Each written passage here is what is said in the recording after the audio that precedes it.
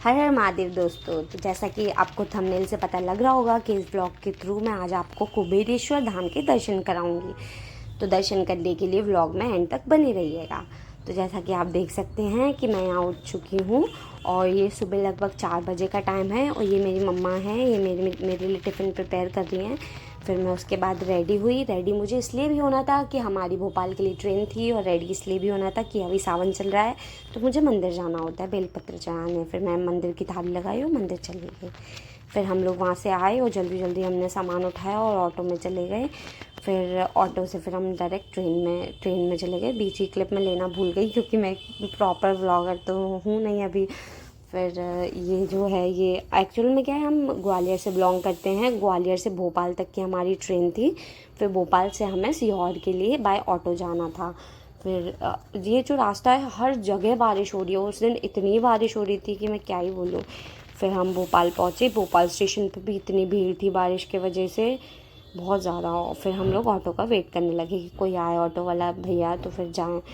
फिर बारिश को देखा जाए तो बारिश हर जगह हो रही थी, भोपाल स्टेशन पे भी हो रही थी। तो फिर इस वजह से फिर मैंने अपनी चुन्नी जो है उसको सर पे कवर कर लिया क्योंकि बाल गीले हो रहे थे। फिर उसके बाद हम लोग ऑटो में आ गए। फिर ऑटो ये जो है जो भोपाल स्टेशन का रूट है, ये इतना पानी भरा हुआ है, यहाँ पे इतना पानी भरा हुआ है, मुझे इतना डर लग रहा था कि हमारी ऑटो डिसबैलेंस ना हो जाए। फिर हम लोग यहाँ सीहोर बस पहुँचने वाले हैं।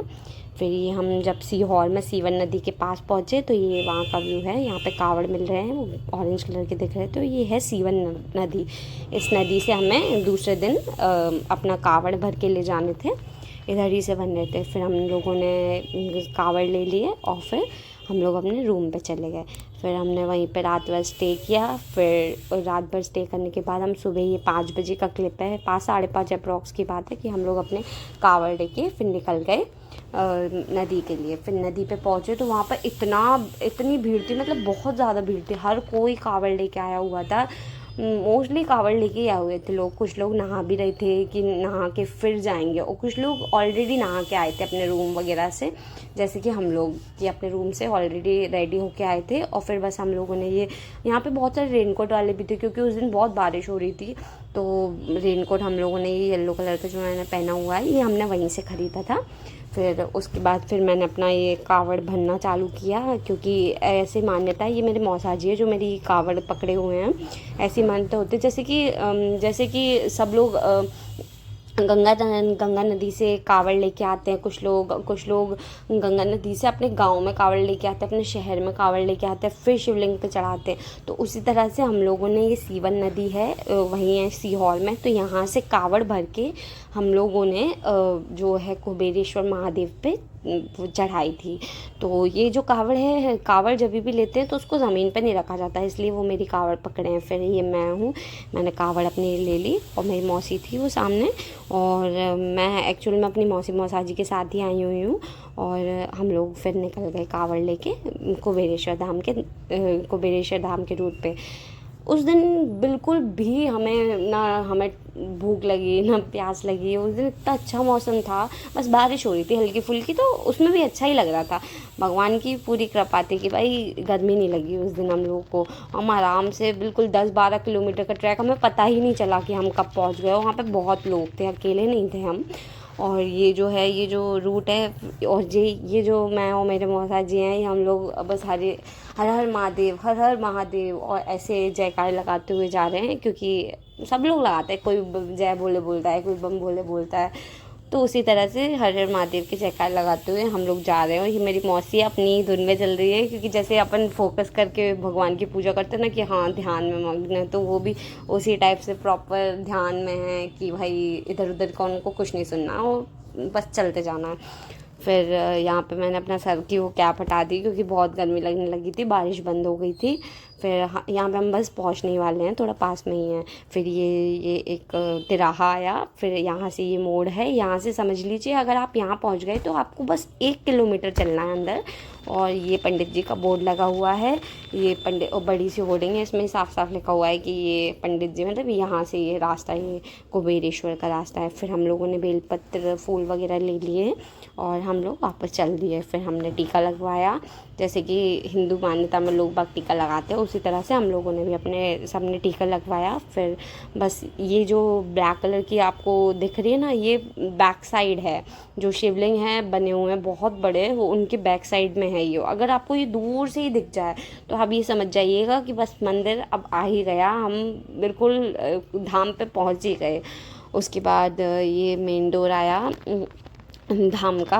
फिर ये मेन डोर है धाम का। फिर हम लोगों ने जैसे कि सब लोग अपने जैसे कि मतलब सब जो भी हिंदू धर्म में होंगे मोस्टली, वो जो भगवान के मंदिर में जब जाते हैं हम लोग तो स्टार्टिंग में ढोक लगाते हैं या फिर पैर छूते हैं। तो वो वही हम लोगों ने भी किया कि बस पैर छुए और फिर हम लोग अंदर निकल गए।